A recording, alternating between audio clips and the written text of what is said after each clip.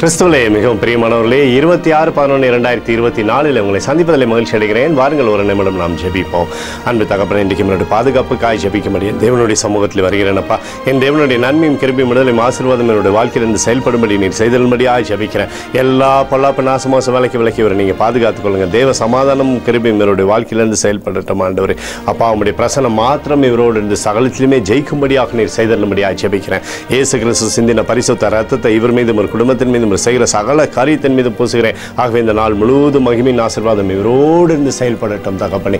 பாகமம் 33:27 படி அனாதி தேவன் உனக்கு அடைக்கலாம், அவருடைய நித்திய பயங்கள் உனக்கு ஆதாரம் என்று சொல்லி எழுதப்பட்டக்கூடிய வார்த்தையின்படி நிறைவேற்கு சகலமுமாயிருந்து ஆண்டவருடைய கரத்தினாலே நன்மைகள் பெரும்படியாக செய்யுங்க. இயேசுவின் நாமத்திலே ஒப்புக்கொடு ஜெபிக்கிறேன் நல்ல பிதாவே, ஆமேன். பிரியமான ஜெப பங்காளரே, ஒரு நிமிடம் நம்ம இந்திய தேசத்திற்காகவும் ஜெபிப்போம். அன்பு தகப்பனே, 26/11/2024 தேசத்தின் நன்மைக்காய் ஜெபிக்கும்படியாய் உடைய சமூகத்தில் வருகிறேனப்பா. இந்திய தேசத்தை நீங்கள் ஆசீர்வதிக்கும்படியாய் ஜெபிக்கிறேன். ஆசீர்வதிங்க. தேசமானது நன்மையை பார்க்கும்படி நீர் செய்தல்லும்படியாய் ஜெபிக்கிறோம். உடைய கிருபை உடைய கோலும் கைத்தறியும் தேசத்தை தேற்றுவதாக.